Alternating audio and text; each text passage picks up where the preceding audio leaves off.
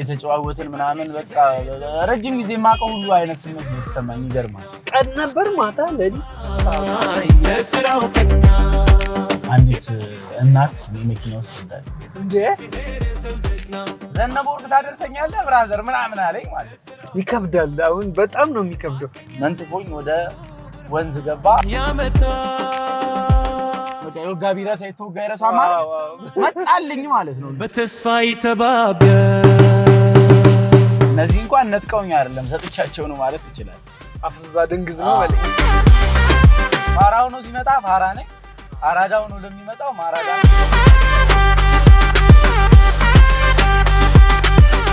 ሰላም ክቡራን ተመልካቾቻችን፣ ይህ አርትስ ቲቪ ነው። ያው እንግዲህ እንደተለመደው ከሜትር ታክሲ ሹፌሮች ጋር ገጠመኞቻቸውን የምንጋራበት ሰዓት ላይ ነን። ደግሞ የሆነ ነገር ሰምቼ ነበር። ይህን ፕሮግራም እያያችሁ በግል ሜትር ታክሲ ስትይዙ ሹፌሮችን ታሪክ እየጠየቃችሁ ነው አሉ። ኧረ ይደብራል፣ ተው፣ በሰው እንጀራ አትግቡ፣ ተው። ለማንኛውም ዛሬ አብሮን ገጠመኙን የሚያካፍለን ዘዋሪያችን ሶል ነው። ሶልዬ ወይ አባቴ እንዴት ነህ? አማን ሁሉ ሰላም? ደህና ነህ? እንዴት ነህ? ሁሉ ሰላም ይመስገን፣ እግዚአብሔር ይመስገን። መቼስ አሳቃቂዎችም አስደናቂዎችም ታሪኮች እንዳሉ እርግጠኛ ነኝ። አዎ ታሪኮች፣ በነገራችን ላይ ሜትር ታክሲ ሹፌር ላይ በጣም ብዙ ታሪኮች አሉ። አንድ ሁለቷን ጠቅጠቅ ታርጊልናል። አዎ አብራችሁን ቆዩ። በነገር ላይ ይህን ፕሮግራም ግን አይተው ታውቃለህ? የሚገርም ነገር እኔ እከታተለዋለሁ። ግን ምን አለ ደግሞ አንዱ ሹፌር ተጠያቂ ሆኜ ብዬ አስብ ነበርና ዛሬ ላይ ደግሞ አሪፍ ታሪክ አለ ማለት ነው። እንደዛ ይኖረኛል በለው። ስለዚህ የሶልን አሪፍ ገጠመኞች እየሰማን ወደምንፈልግበት እንሄዳለን። አብራችሁን ቆዩ።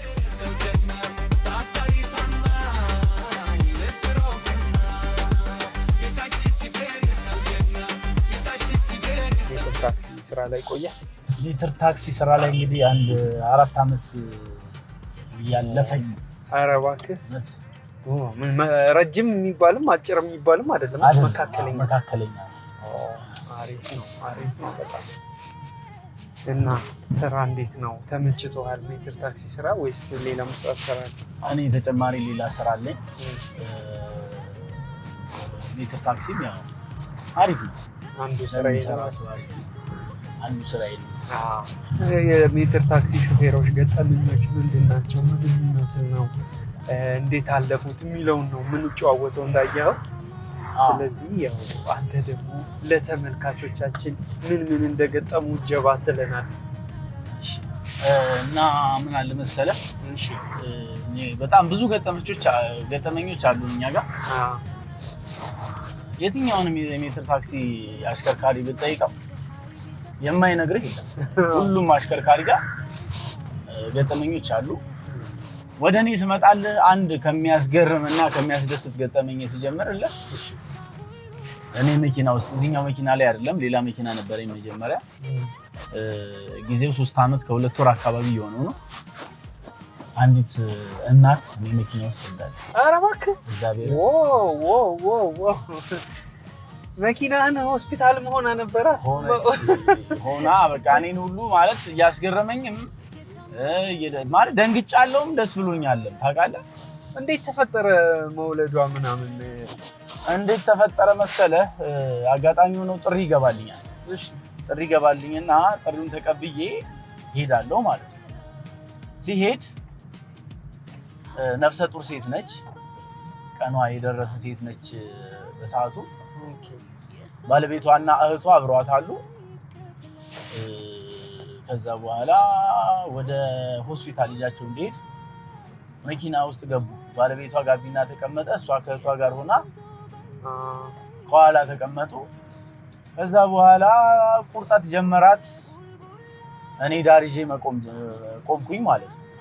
ከዛ በኋላ ቁርጠት ጀመራት፣ እኔ ዳር ይዤ ቆምኩኝ እና በቃ ማለት እኔ የገረመኝ ነገር ደግሞ ቀላል አወላለድ የገጠማት ሴት ማለት እሷ እንዴ!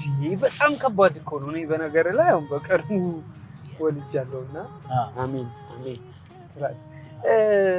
አይቼዋለሁ። ይሄ የምጥ ቆይታው ምናምን በጣም ረጅም ነው፣ በጣም ፔንፉል ነው እኮ። እንዴና እንዴት እንደዚህ ሊሆን ቻለ? የሚገርም ነገር በቃ መኪና ውስጥ ዳር ያስኩኝ ሀዛርድ አብርቼ ዳር ያስኩኝ። ለመኪኖችም የሚረብሽ መንገድ አልነበረም የነበርንበት። ከዛ ማለት እኔ እንጃ የደነገጥኩትን ለመሰለ የደነገጥኩት መኪና ውስጥ እኔ ሲወለድ አይቼ ስለማላቅ እንዴ በጣም ከባድ ያስደነገጠኝ ማለት ነው። በጣም ደግሞ ደስ ያለኝ ደግሞ ህፃኑ በሰላማዊ ሆኖ ተገላገለች። ህፃኑ ተጠቀለለ። ይዘናት ወደሚፈልጉበት ሆስፒታል ሄደን የሚገርም ነገር አሁን ላይ ከሰዎቹ ጋር ቤተሰብ ነን። ታው እንጂ አሁን እንጠያየቃለን። ክርስትና ሲያደርጉ ጠርተውኛል በክብር አባት አለመሆን ክርስትናው ላይ ተሳትፌያለሁ። አዎ አባት አለመሆን እንግዲህ እስኪ እንጠይቃቸዋለን። ሁለተኛ ነገር ደግሞ ልደት የአንደኛ ዓመት ልደቱ ላይ ተገኝቻለሁ እና የመጀመሪያ ገጠመኝ ማለት የሚያስደስትም የሚገርምም ስለሆነ በጣም እንትን ነው ይሄ ይከብዳል። አሁን በጣም ነው የሚከብደው። ቆይ እሺ ምጥ ሲጀምራት ምናምን እንዴት እዛው ይሁን የሚለው ውሳኔ ራሱ ተወሰነ? ምክንያቱም እዛው ይሁን የሚለው ውሳኔ እንዲወሰን የቻለው እኛ አይደለም ማለት እኛ ተነጋግረን ለምን እዚያ አትወልድም አይነት ነገር ውሳኔ አጥቷል። በቃ ምጥ ያው ጊዜ አይሰጥም። ጊዜ አይሰጥም። እኔም ማውቀው ሲጠነክርባቸው ምናምን ነው ብዙ ጊዜ የሚያጋጥም ገብቷል። ግን በቃ በጣም ደስ የሚል አወላለድ ነው የወለደችው። እኛ ወሰነ ነው ሳይሆን ያው እግዚአብሔር ፈቅዶ ነው። እውነት ነው በእርግጥ የፈጣሪ ፍቃድ ነው። ግን እኔ ምኑ ነው መሰለህ ያስገረመኝ ሶል እሺ ማለት እንዳልኩ ነው በቅርቡ ነው ስለወለድኩ ስቃዩን ህመሙን ስለማውቀው ወይም ስለምረዳው ነው። እዛው ቆማችሁ ከዛ በቃ እዚሁ ይቆም እዚሁ ይወለድ ነው እንዴት ነው ማለት እሱን ነገር ነው መሳሌ ከበደ ማለት ልክ ነህ ብራዘር። እኔም ወልጃለሁ። የኔም ልጅ ስትወለድ የነበረውን ድባብ አውቀዋለሁ ጤኑ ከባድ እንደሆነ ማለት ነው። እና ግን ይሄኛው ነገር ማለት ነው በቃ ማለት ግራ የሚገባ ነገር ነው። ከደረሰ በኋላ እንዳንሄድም ደግሞ የሷ ጩኸት አለ፣ የሷ መጨናነቅ አለ። አንተ ትረበሻለህ። እኔ መንዳት ሁላ አልችልም ስለውነት ማለት ነው። ኢቭን ተወልዶ ልጁ ተጠቅልሎ እህቷ ይዛው ባለቤቷም ከኋላ ገባ ሚስቱን ደግፎ ያዘ። የሚፈልጉበት ሆስፒታል አደረስኳቸው። እዛ እስከምንደርስ ድረስ ራሱ ላይ በጣም እንትን እያለኝ ነበር ማለት በጣም ተጨንቄ ነበረ። በቃ እየፈራው ጥሩ ስሜት እየተሰማኝ አልነበረም ሲሄድ ማለት ነው። ግን ደግሞ ፍሬውን ስታየው መኪና ላይ ሌላ ታሪክ ሲፈጠር ምናምን አይነት ደስ የሚል ነገር አለው እና ከሜትር ታክሲ ድርጅቱም ራሱ ተደውሎ ቴንኪው ላደረከው ትብብር እነሱ ሪፖርት አድርገው ማለት ነው። ሪፖርት አድርገው በቃ እንደዚህ አይነት አሽከርካሪዎች ሊኖርልን ይገባል በጣም ይገርማል አይነት ሪፖርት አደረጉ እና ከሜትር ታክሲ ድርጅቱ ቴንኪው ተብያለሁ። በጣም ይገርማል።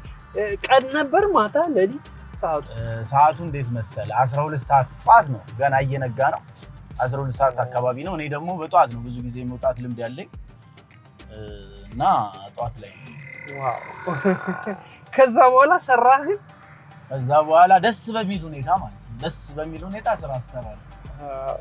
በጣም ከባድ ነው በጣም ከባድ። ለዚህ ነው የሜትር ታክሲ ስራ ላይ አሰቃቂም አስደናቂም ታሪኮች ነፍ ናቸው እምለው። በጣም ይገርማል። በጣም ነው የገረመኝ። ወንድ ሆነ ልጁ ሴት ወንድ ልጅ ነው። ያው እንደነገርኩ ያው ክርስትናውም ላይ ተገኝቻለሁ። አንደኛ ዓመት ልደት በዓሉንም ሲያከብር ተገኝቻለሁ። በክብር እንግዳ አድርገው ጠርተውኛል። ቤተሰብ ነን። በዚህ አጋጣሚ እየተከታተላችሁኝ ከሆነ ያው ታሪካችሁን ተመሰክሩ ይገባል። ስሙን ማን ብለውት ይሆን? ስሙ ናሆም ብለው ነው ያወጡለት። ናሆም ነው የሚባለው ልጁ። ናሆም ማለት በነገር ላይ መድኃኒት እንግዲህ መኪና ውስጥ ተወልዶ መድኃኒት ሆኗል ማለት ነው። በጣም የሚገርም ነው። ሶሊ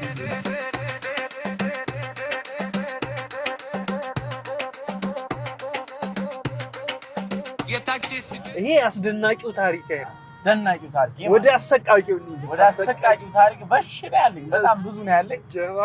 ከዛ ውስጥ አንዱን ልንገርህ።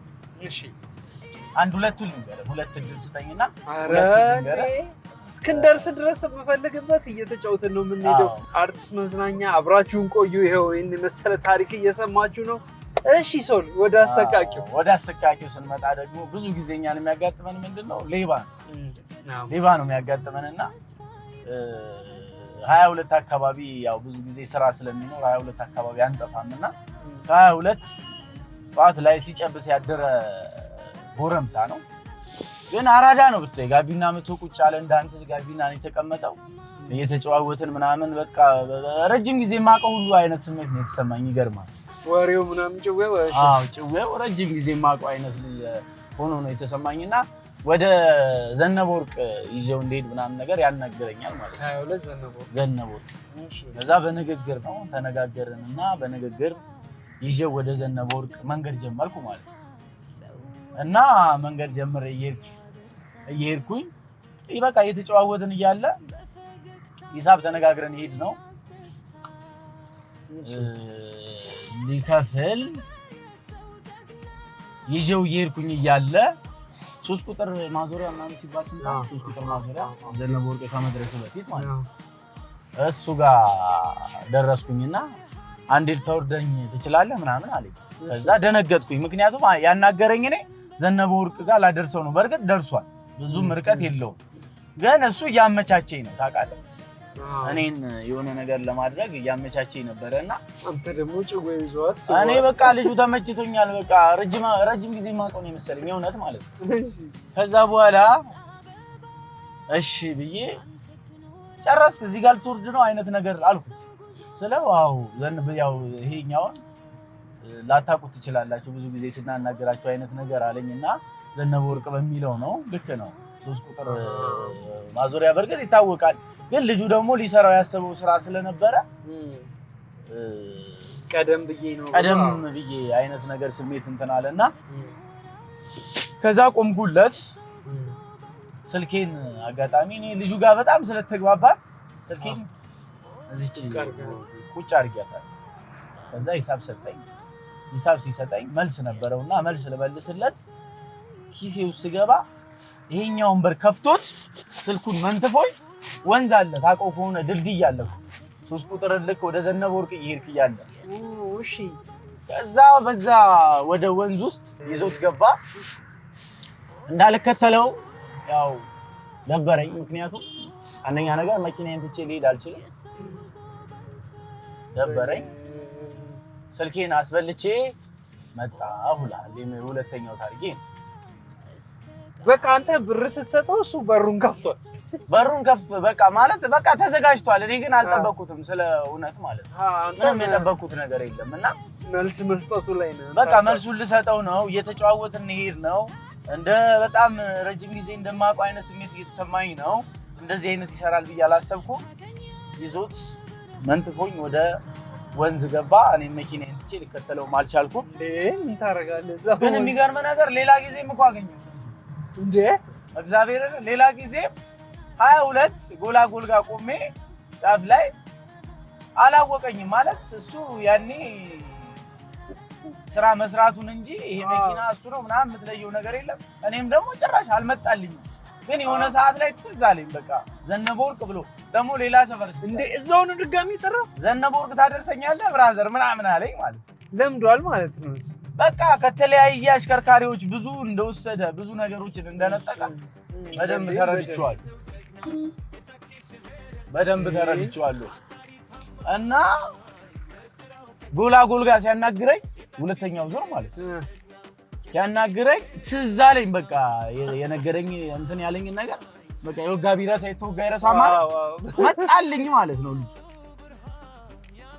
መጣልኝ ከዛ በኋላ አው ሄዳለሁ አይነት ነገር ብዬ መኪና ውስጥ አስገብቼ እንትን ልለው ነበር የፈለኩትኝና እሺ በአጋጣሚ እሱም የሆነ ነገር ትዝ አለው መሰለኝ ስለዚህ ውሳኔ ሊወሰንበት ነበር ያ ልጅ ተረፈ ማለት አው ያው የሚገርምሽ ነገር እንደነገርኩ ሌሎች ሜትር ታክሲ አሽከርካሪዎችም ስለነበሩ በሰዓቱ ስራ እየጠበቀኝ ስለነበር በቃ ማለት እንወስንበት ነበር የምር ማለት ጀማው ተሰብስቧ በጣም ነው የሚያናድደው በጣም ስለሚያናድድ በጣም የሚደንቅ ነው ያው እንግዲህ አርቲስት ቅዳሜ መዝናኛችን እየቀጠለ ነው የሜትር ታክሲ ገጠመኞች ቆይታችን ላይ ነን ሶልዬ እስቲ የመጨረሻ ጀባ የምትለን ስቶሪ የመጨረሻ ጀባ ምለ ደግሞ ሌላ እንደዚሁ ከስልክ መንጠቅ ጋር ተያይዞ ማለት ነው። እሺ እነዚህ እንኳን ነጥቀውኝ አይደለም ሰጥቻቸው ነው ማለት ትችላል። አፍዛ ድንግዝ ነው በለኝ። ከፍየል ቤት አካባቢ እሺ 2 ልጆች ናቸው። እነሱን አጋጣሚ ያናግሩኛል ወደ 22 ይዣቸው ለመምጣት ተነጋገርን። ከዛ ከኋላ ቁጭ አሉ እየተጫዋወቱ እያወሩ የሚያወሩት ወሬ በራሳቸው ቋንቋ ስለነበረ ሁለቱም ከኋላ ናቸው። ከኋላ ነበሩ። ያው እኔ አብሬያቸው እየተጫወትኩ አልነበረ። እሺ እና እየተጫወቱ ምናምን መጡና ጎላጎል ጋር የሆነች ወደ አዲሱ አስፋልት ወደ አዲስ ህይወት የምታስወጣ የሆነች አቋራጭ መንገድ የለች የጌት ፋም ጀርባ እሱ አካባቢ ምናምን ጋር ስንደርስ ምናምን ስለ ወርቅ ምናምን እያወሩ ነው ያሉት ታውቃለህ። ወርቅ አለውና ወርቁን መቀየር ምናምን እንደሚፈልግ ምናምን ያኔ ደግሞ እኔ ፍሬሽ ነበርኩ ስለው ነው ማለት ፍሬሽ ነበርኩኝ እንጂ አሁን ላይ ቢሆን ኖሮ አልበላም ሲጀመር።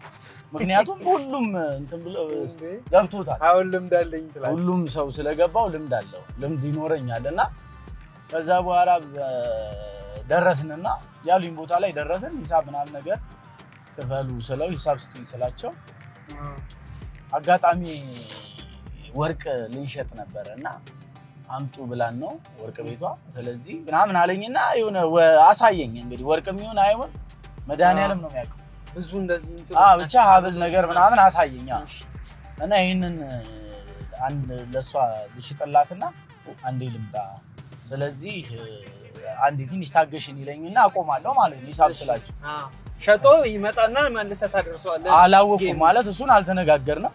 ግን በቃ ሂሳብ ስጠይቃቸው ኪሳችሁ ውስጥ ብር እንደሌለና ይሄንን ሊሸጡ እንደመጡ ነው የጠየቁ። ሸጣው ነው የሚከፍሉ? የሚከፍሉኝ እንደዛ ነገር ነው የተነጋገርነውና ከዛ በኋላ አንዱ ከኔ ጋር ቆየና አንዱ ገብቶ ቼክ አድርጎ ምናምን አለች ምናምን እያለ መጣ። እሺ ከዛ በኋላ አለች ምናምን እያለ መጣና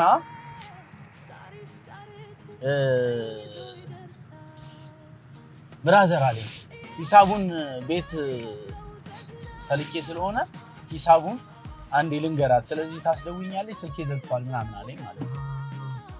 ከዛ በኋላ ገብቶ ወጥቶ ማለት ነው። ገብቶ ወጣና አለች ምናምን አለ። ይሄኛውም ወረደ ከኔ ጋርም የነበረው ወረደ ይመስለኛል። ያው እንዳምናቸው ይመስለኛል የቀረው ልጅ ራሱ እኔ እንዳምናቸው አይነት ነገር ነውና ከዛ ያኛውም ልጅ ወረደ።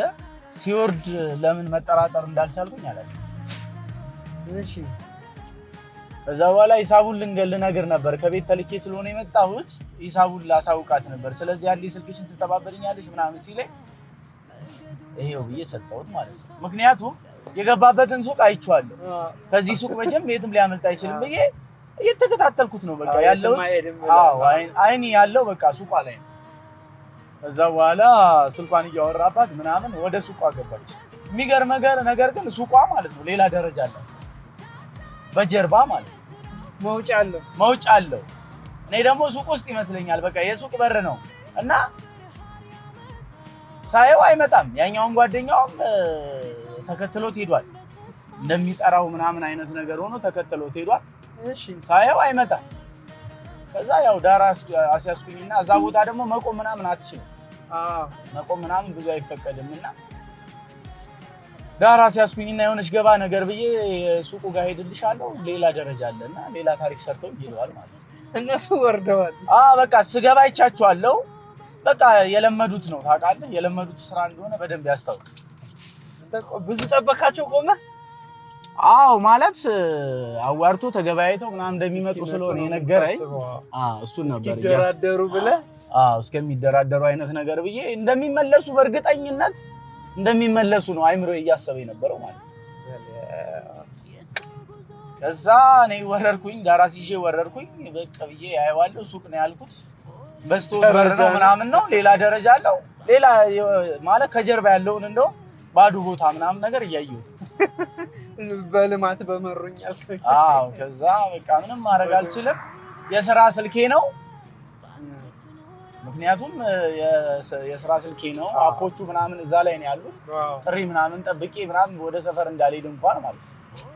አመሰግናችኋለሁ ብዬ ከሰሚት አምጥተህ ስልክ ሰጥቼ ሂሳቤንም ሳልቀበል ቢያንስ የዛ የአየር ጤናው የእንትኑ የዘነበው ወርቁ ልጅ እንኳን ቢያንስ ሂሳብ ከፍሎ መልሱን ለ50 ብር ትቶልኝ እነዚህ ግን ሳይከፍሉኝ የነዚህ የከፋ ነው። በጣም ይደንቃል። ሰው በጣም አሪፍ ልበለው እኛ እንጂ ለእሱ ጉዳት ነው። አንዳንዶቹ ያው የልጅ መውለዱ ነው ደስ የሚለው። የቱ ገረማችሁ? የልጅ መኪና ውስጥ መውለድ በእርግጥ እኔ ያስገርሞኛል። የመዘረፎቹ የሌባውም ድጋሚ ተመልሶ መምጣት በጣም ያስቃል። ደፋር ነው። እናንተን የቱ አስደነቃችሁ? እንግዲህ ሜትር ታክሲ ስራ ላይ አሰቃቂም አስደናቂም አስጨናቂም ታሪኮች ይቀጥላሉ። ሌሎች እንግዶችም እያመጣን እንደዚህ አብረናቸው እንቆያለን፣ እንጫወታለን። ያው ይሄ የሚጠቅመው ምንድነው ለተሳፋሪም ሆነ ለሜትር ታክሲ ሰራተኞች በጣም ጥንቃቄ ማድረግ እንዳለባቸው አይደል? መጠንቀቅ እንዳለባቸው። አሁን እኔ የሚገርም ነገር ይቅርታ ግን አቋረጥኩ እንጂ ችግር የለም። በቃ ከዛኔ ወዲህ በጣም ጠንቃቃ ነኝ። ፋራው ነው ሲመጣ ፋራ ነኝ፣ አራዳው ነው ለሚመጣው ማራዳ ነኝ። ችግር የለብኝም። በቃ እንደ ሙሉ አስተናግደዋለሁ። በጥንቃቄ ዙሪያ ደግሞ ያው ተጠንቅቄ ነው ያለሁት። ግን ተጠንቅቀህ ደግሞ ያልገባው ሆኖ ፋራ መስሎ ምናምን ሊበላ ይመጣል። ስለዚህ ፍሬንዶች፣ የስራ ባልደረቦቼ፣ የሜትር ታክሲ አሽከርካሪዎች ያው ለእናንተ መንገር ለቀባሪ ማርዳት ይሆንብኛል። ጥንቃቄ ማድረግ እንዳለባቸው ግድ ነው። ተሳፋሪዎችም ዘዋሪዎችም እየተጠነቀቅን። አርቲስት ቅዳሜ መዝናኛችን የሜትር ታክሲ ቆይታችን ይህን ይመስል ነበረ። ሌሎች ፕሮግራሞቻችን ይቀጥላሉ። ይመቻል።